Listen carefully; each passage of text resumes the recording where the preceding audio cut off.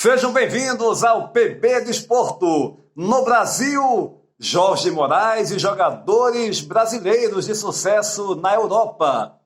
Antônio Manuel Góes e a segunda parte dos escândalos na vida de João Avelange. Aqui em Portugal, Benfica ameaça tirar Jesus do Flamengo. Vamos de primeira para Maceió, Alagoas, Nordeste do Brasil. Jorge Moraes e jogadores brasileiros com sucesso aqui no futebol europeu. Olá, Júnior. Estamos aqui de volta para o PB Desporto. Olha, o intercâmbio no futebol é algo assim extraordinário. Por exemplo, aqui no Brasil, os jogadores de Portugal, eles vêm jogar aqui na região sul e sudeste do país. Jogadores do Nordeste, eles seguem para jogar em Portugal e daí de Portugal eles ganham a Europa. E tem um jogador que foi extraordinário na sua trajetória e ainda continua jogando, que é o Pepe, zagueiro que hoje está no Porto de volta e que é jogador inclusive da seleção portuguesa de futebol. E é um jogador que começou aqui nas bases do Clube de Regatas Brasil. Ele com 16, 15, 16 anos era da base do CRB e depois ele foi para o Corinthians Alagoano. E do Corinthians Alagoano, onde ele se profissionalizou, aí ele ganhou exatamente a Europa. Através de Portugal, ele saiu para a Espanha, onde jogou por 10 anos no time do Real Madrid. E esse intercâmbio para o futebol, ele é interessante sim. E muitos outros jogadores tiveram também essa trajetória. A gente pode lembrar aqui o Deco. O Deco, que também jogou no futebol de Alagoas, ele é do interior de São Paulo, foi para Portugal, defendeu também a seleção e depois voltou para encerrar a carreira aqui no futebol brasileiro, mais precisamente no Fluminense. Então é uma trajetória que o jogador faz e isso é importante para o contexto do clube, com relação à sua projeção, com relação ao seu lado financeiro e a importância que isso traz para o futebol, quando a gente recebe profissionais e quando a gente exporta profissionais para o mercado do futebol mundial. Tá certo? Um abraço para você, Antônio Júnior. Eu volto a qualquer momento aqui de Maceió para o PB Desporto.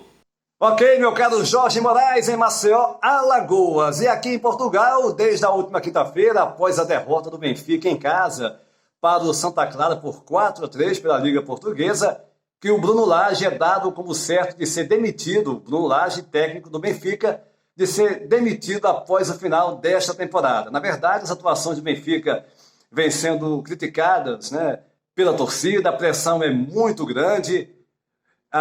O Luiz Felipe Vieira, que é o presidente, disse há algumas semanas que ele estava garantido no comando da equipe, inclusive para a próxima temporada, mas essa derrota agora foi fatal para o Bruno Lage e já é dado como certo a sua demissão. No Rio de Janeiro, Antônio Manuel Góes e a segunda parte dos escândalos na vida de João Avelange. Olá, Antônio Júnior e gente do PB Desporto. A CBF, entidade bilionária à custa do universo de clubes e seus profissionais país afora, desde os tempos de CBD, Confederação Brasileira de Desportos, é um antro de corrupção, desvio de recursos e enriquecimento ilícito de dirigentes lá encastelados que dão as cartas em nosso futebol. Os 16 anos de João Avelange à frente da CBD, a partir de 1958, foram marcados por improbidades como o sumiço de uma montanha de dólares da entidade. Mas JH, blindado pelos generais de plantão na ditadura militar de 64, jamais foi pressionado a explicar o paradeiro da fabulosa dinheirama. Apesar das falcatruas, na CBD, ele chegou à FIFA em 74 para substituir o velho inglês Stanley Rose, quando conheceu o alemão Horst Dassler, dono da Adidas. Anos depois, criariam a ISL em parceria com a agência japonesa Dentsu. Durante 24 anos, a ISL seria líder absoluta na arte de subornar dirigentes, que escolhiam, por exemplo, a rede de televisão para gerar imagens das Copas do Mundo e outros eventos do futebol internacional. Em 74, Avelange corrompeu o almirante Carlos Alberto Lacosta, organizador da Copa da Argentina, depois condenado por fraude e assassinato de opositores na ditadura do vizinho país. Ele depositou $500 mil na conta do almirante, a título de generoso empréstimo pessoal, apelido de propina por, entre aspas, bons serviços prestados à FIFA.